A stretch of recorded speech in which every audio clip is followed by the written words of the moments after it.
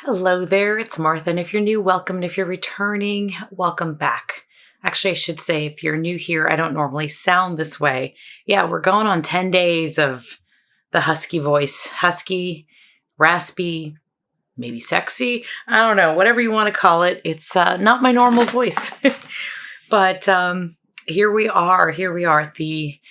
Today is May 1st, and I like to record these, if possible, on the first day of the new month, so I can chat about the last month, do a little retrospective here.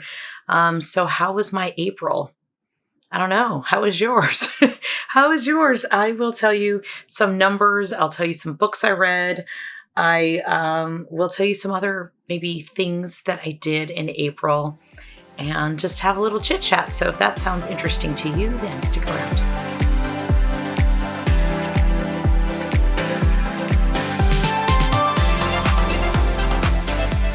All right, so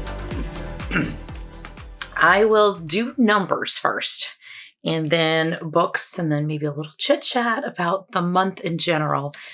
So in April, I knew Teddy B's was going to be coming in, Second and Spruce was going to be coming in.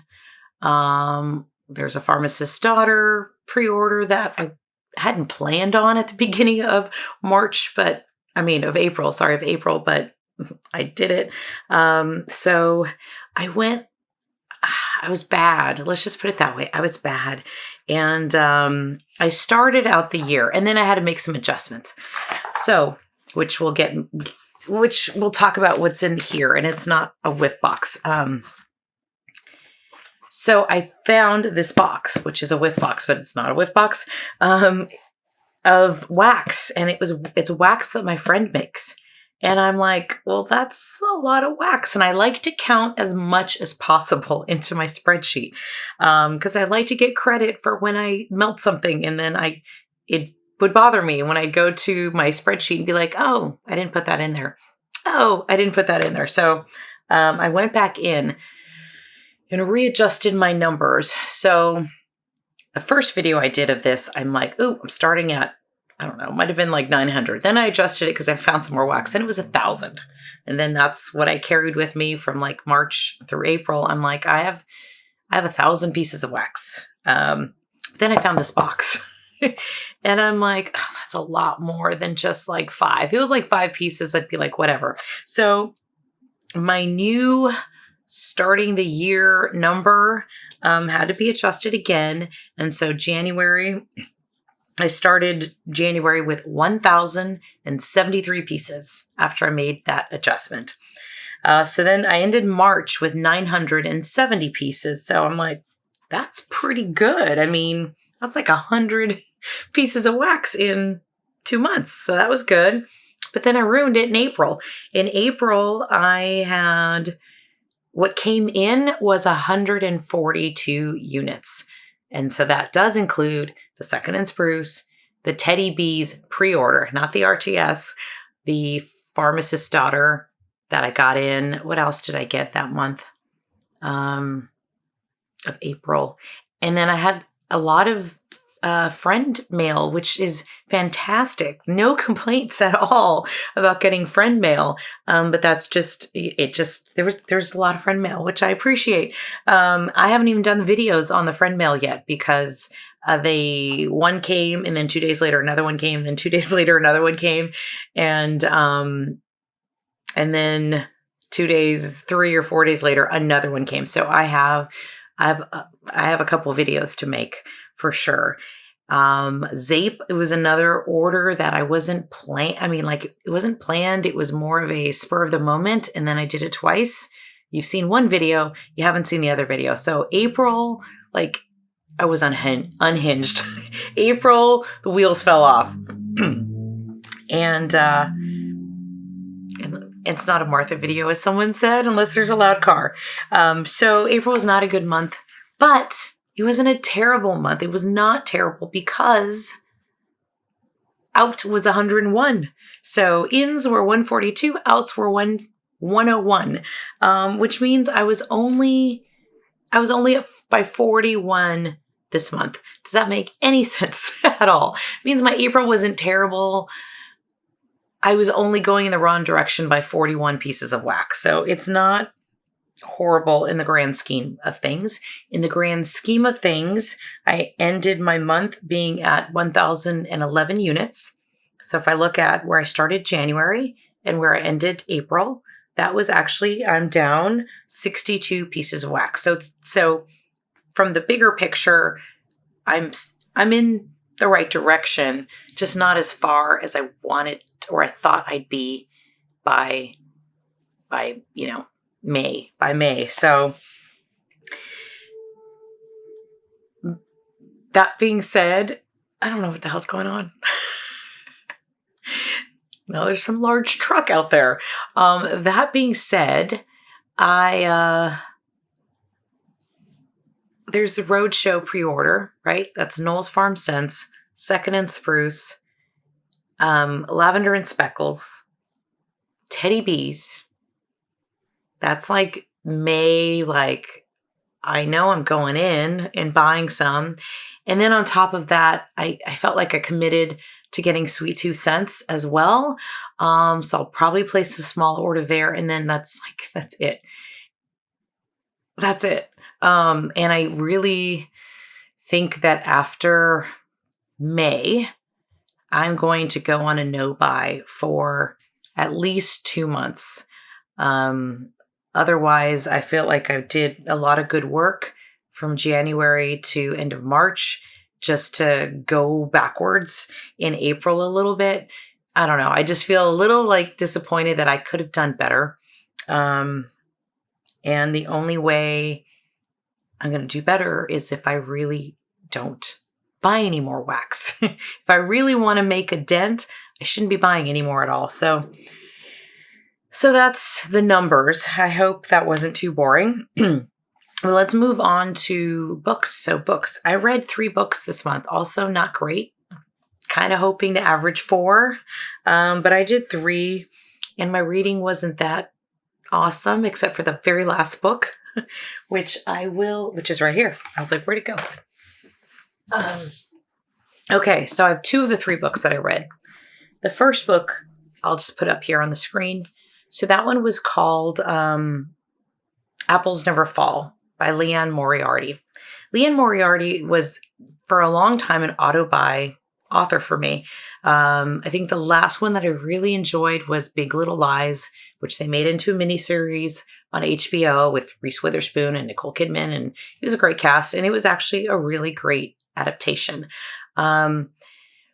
Before that, I really loved Leanne Moriarty's books. There was a lot of like What Alice Forgot, A Husband's Secret. I mean, there's a lot of books that I've read that I really enjoyed. And then she did one about a resort, like The 9 Strangers, I think. And then they did a Hulu adaptation of that one with Nicole Kidman. That was okay, but I didn't love it. And then comes Apples Never Fall. And I'm like, it was okay, but I don't love it. And that also has a TV adaptation. So I don't know. And that TV adaptation, I started watching the TV adaptation first before I read the book. And I watched the first 2 episodes. And I'm like, okay, this could be interesting. But so now I'd rather read the book, because I'd always rather read the book first and then watch the show. And so the show, which is on Peacock, and has Annette Bening in it and what's his name? Sam Neill in it. And so I watched the first 2 episodes. I'm like, okay, it's caught my attention. I'll read the book. I read the book and then I was like, I don't like, I felt like I was forcing myself to read it because I'd be at 20% or 30%. And I'm like, is this fun? Is this going to get more interesting? And it did. It did get more interesting, but then it kind of went, ooh, again. So it was this kind of a book where it was like this. And then I went from giving it like a 3.25 to like a 2.75. Like the further away I get from reading that book, the more I'm like, yeah, I didn't really love it. But it is a book about family. It's about a not soccer, a tennis family, basically. The parents, there's four kids, I think, four kids. And then the two parents they owned like a tennis country club kind of place. And so they brought up their children to be like tennis players, like stars.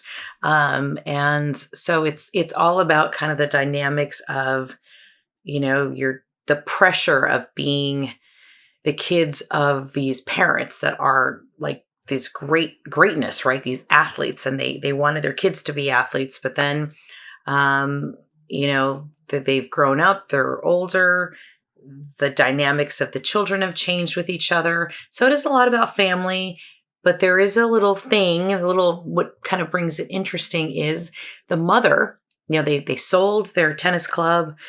So they're ready to retire, empty nesters.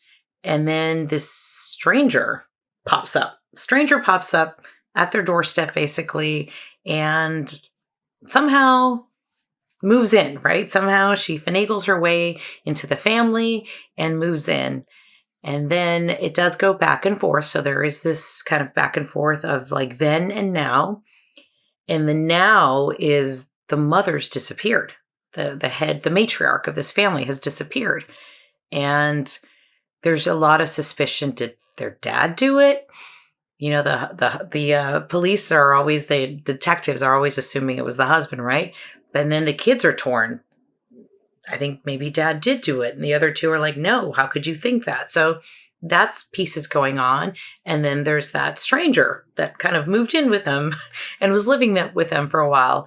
And so some people are like, she must have something to do with it. Like that whole thing was weird. We don't think she was really using her real name, all that stuff. So there is a missing person mystery to that story, and then the dynamics of the family and how they're dealing with it, assumptions and that. So if it sounds interesting to you and you like Liane Moriarty, you might like that one, but it kind of just did this. Like there was parts where I'm like, okay, I'm digging this, I'm liking this.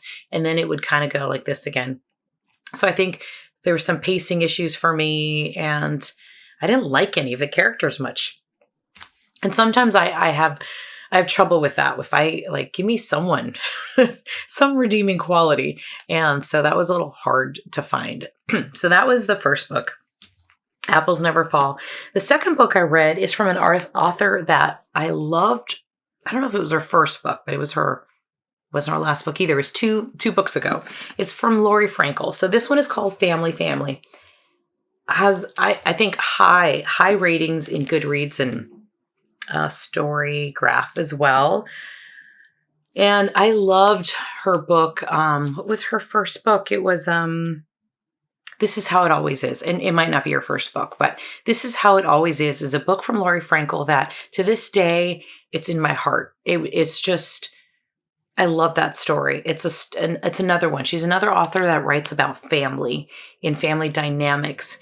But that story had so much heart to it that, I mean, it just almost made me cry at times. And I love that book.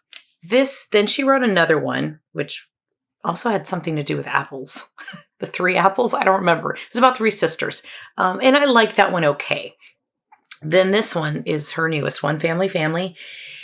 And this is a story of a movie star. She's a Broadway star, movie star. And she's working on a project during a pandemic, and the movie's been released, or I think it was a movie. I don't think it was a TV movie, but it was a movie, TV or not, I don't remember. And she doesn't like it. And it's getting kind of some criticism, and she agrees it's a bad movie. She doesn't like it. So then there's a huge firestorm, social media. The agency's really pissed off at her for comments she's made about the movie. So this all happens within a couple days. And this also has a lot of back in time, when she was a little girl, like how she got pregnant as a teenager, but it wasn't going to stop her from being a star.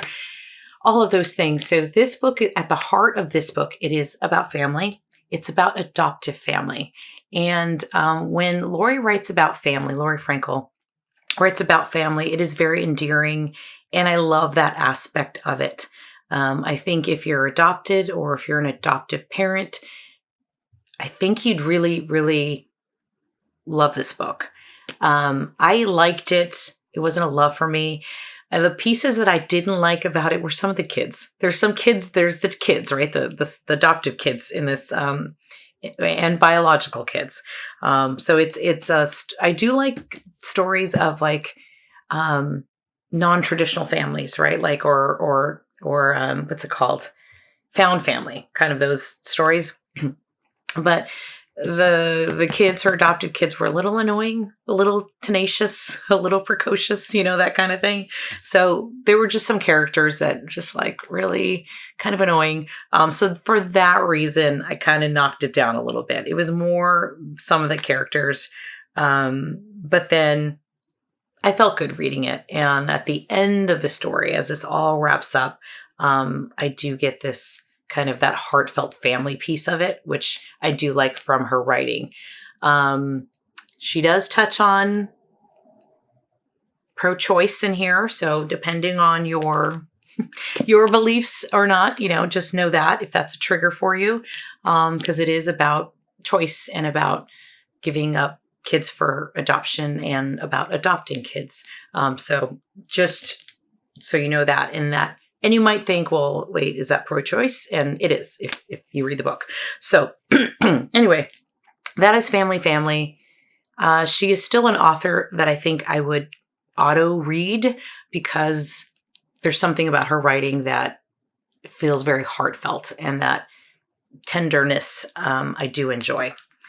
But here's my favorite book. We end on a bang. We end on a bang. Starling House by Alex E. Harrow. Alex E. Harrow wrote a book. I think her last book was called like The Thousand Doors of January. I love that book. You have to like magical realism, a little magicalness, a little alternate universe kind of stuff. That is that book. I did really enjoy that book. I would have put that in the top books of the year when I read it. And it could have been like, I don't know if that was 2018, 2019. And then Starling House is the one I read now. I love this one. It's different. It's not a thriller or a mystery. So you gotta, because I do like those, but it's not that. This is gothic. It's kind of like a gothic. It had a little bit fairy tale, a little bit haunted house. It had some monsters in it, but it takes place in like real life. Like I don't know if the town is real or not, but Kentucky. It's Eden, Kentucky. And there is a little bit of a Stranger Things kind of thing to it. Instead of what was it in Stranger Things? The upside down world. Instead of the upside down world, this has like Underland. So it was good. It kept me interested, even though the characters were hard. These characters were not, and by hard meaning they had rough edges to them, and for good reason, right? For good reason. I think they're dealt a very difficult card, and so they've learned to not depend on anyone or anything like that. So the book was really good. So if this sounds interesting, I'm not going to say anything more than that, other than it's a little Stranger Things, a little gothic, got a little bit of a haunted house, or maybe it's not haunted, but there's something going there. The house is alive in some ways. And there's, it's about a town and this house and the mystery behind the house and these characters that are just trying to survive. So I really like this book. So for me, I will definitely check out the next thing that Alex Harrow writes. And Alex is a woman, because I've loved the 10,000 Doors of January or 1,000 Doors of January, something like that. And then this one also grabbed me and had me hooked, and I just couldn't wait to get home to continue reading, even late at night. So that's a book that grabs me. A little different than I love thrillers and mysteries, don't get me wrong, but I like something different as well sometimes. So that was a good one. Really enjoyed it's just Starling House. So that was it. Those are the 3 books I read. Okay, moving on to the next thing. Okay, and now just April in general, it was not a good wax month. I already mentioned that. I only read 3 books, but at least we ended in a bang. And I'm hoping this next month I will have more time to read. I just found out today that I'm probably going to be going to Switzerland again. So that's a week away of no melting, which I don't know. Does that depress you if you guys are gone on vacation and things and you're not home to melt things? Do you like miss melting things? I feel like I'm going to miss melting things. And then we have the pre-orders that I know I'm going to want to order, but they're going to be small. So I've already made my list for Knowles Farm Scents, already made my list for Lavender and Speckles. Don't know yet what Teddy B's going to offer. So that's a TBD, but trying to keep them small because if I'm going to be gone a week, that's already not good for using up wax, right? And then in the meantime, the other thing I did in April was I had a day with my girlfriends. I've mentioned one of them. I've mentioned, I think, 2 of them before, but one of them likes to make wax, and we had a wax making day. She has hundreds of fragrance oils, and to go over there and to get your little, paper testers, and I mean, she was awesome. So we all went over. There's 4 of us, 3 of us. 4 total with her, but three others. And we had our little piece of paper. We had our little tester strips. We had a little jar that we could stick the tester strips so we can smell what they all smell like together. And we would just tell her like, okay, I want like double of this and then 1 of this, or even all of these oils, or I want 4 oils, or I want 3 oils. I want it in this size. I want these color bars, all that kind of thing. So it was like being in a candy store as a kid, or Christmas Day, because it was just so much fun to make up my own wax melts. So I'm sharing this box here. Let me show you. I have this box. Okay, it's my whiff box, but in here are all and it's full, and there's overflow in another box of all the wax that she's made. But on that Saturday, I made some of my own. So that's one that I made. And this one, I called it Havana Beach Club. And this one has green fig and coconut, piped tobacco, sandalwood, and coconut and salty sea air. So that was a good one. This one, she did this for me. This is Fluff and Fold, but she's making wax. I don't know what I did with the other bars. We made bars. This one is Blackberries and Beach Nights. Yeah, but where are the ones I made? They could be in another box. But yeah, I didn't, I put those in another box. But just so you can kind of see, these are the bars. They're like brittles. And we just had fun. We had fun making wax. And then, if one of my friends made something and I'm like, "Ooh, I really like that. Can I have some?" She'd make like double so we can take home. So that was a Saturday where we got to make wax. And yeah, like I said, she's prolific here. Every time she sees us, she's bringing wax for us. So I have added not a lot actually, but I added a handful to my May melting basket because I want to use this. This is great stuff. And some of this here has been curing for a year and some of it hasn't, but like this one is wild huckleberry and lemon pound cake. And, that's just so fun. And couldn't ask for a better day to hang out with girlfriends and just smell fragrance oils and come up with our own blends and everything. And so that was the highlight for sure of April. The rest of April has been interesting to say the least. This is a month where I've just been exhausted. I'd love to know how this month was for you. I'm like exhausted. And coming on here and just chatting makes me happy. Like as soon as that camera went on and I feel like I'm hanging out and talking with friends, then I got excited again. But literally 5 minutes before this, I'm just up to here. I can't. Work is a lot right now. It's a lot. And I feel like everyone around me is feeling the same way, which makes it difficult, right? When you're all feeling like almost like you got cement legs, feeling like we're being asked to do more and more and more with less and less and less. And it's to the point where there's a project that's been going on for over a year now. And I'm like, it's going to be crap.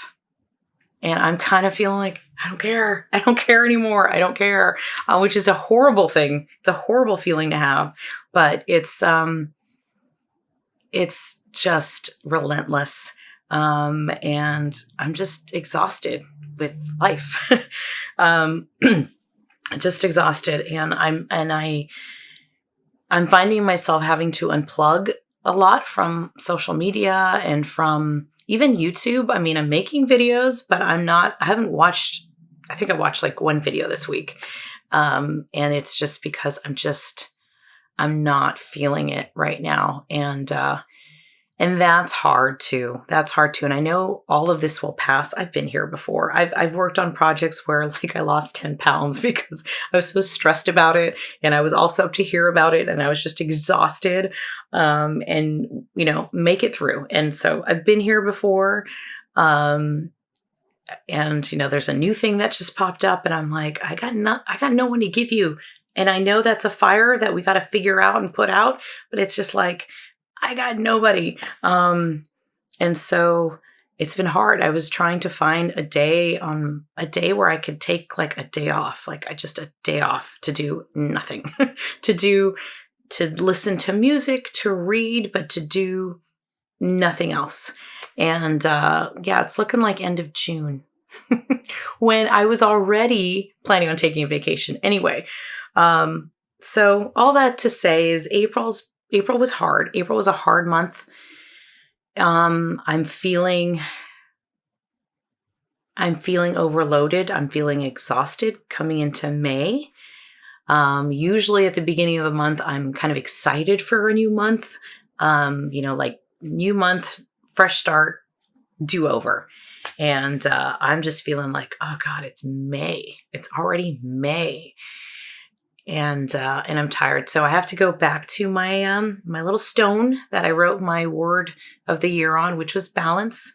And, I gotta offset that some way. I gotta offset the exhaustion with just vegging out and watching something that I don't have to think about or do anything about.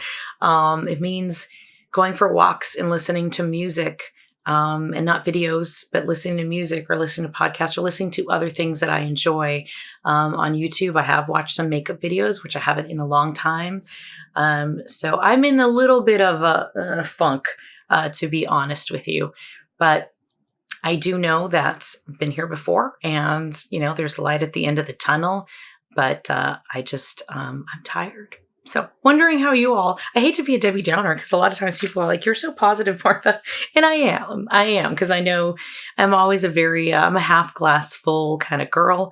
But some days it's just hard. And so that's how my days have been. It's just everyone. It's like everyone's in a mood. I'm like, what is going on? Got a call today about someone complaining about someone on my team. And I'm like, what now? What now? And it's just like, and that's just the way it goes. So managing people is hard. Personality differences are hard. And it's hard when you all care about each other. But I have days where, we're just all off. We're not in sync at all. And those are hard. When, it's like, come on, we're usually like totally in sync. And I've had people at work say, I got nothing to give. And I think that's where we're at. So it's a little bit of time to put on, the air mask like you do on a plane, you put it on yourself first. Take care of yourself first before you can take care of others. And that's kind of where I'm at. So anyway, that was me being chit chatty, hopefully not too much of a downer because like I said, I can still smile about things. And I'm grateful. And I always and I always do this every day too. I find things that I'm grateful for because the more things you find that you're grateful for, the more things you have to be grateful about. There's a quote from Oprah that was kind of like that, but I find it to be true. So I always try to look on the bright side. I always look for the, okay, what was good today? Or, things could be worse. Things could always be worse. And today, I got to work from home. So that was a good thing. It's a beautiful sunny day. That's a good thing. I'm going to go for a walk because it's still in the 70s, and that's a good thing. And I'm going to, and I got some chicken soup from my boss. My boss sent me a box of some soup and stuff, so I don't have to cook. So that's another good thing. So lots of good things every day. That I can find. So I hope you find some good stuff as well, or I hope your month is awesome. And wherever you are, thank you so much for hanging out with me and listening to me and go on and on and on. But sometimes I like to talk, and I feel like I've been talking more and more. Maybe that's why this isn't getting better. So thanks so much. Talk to you later. Bye-bye.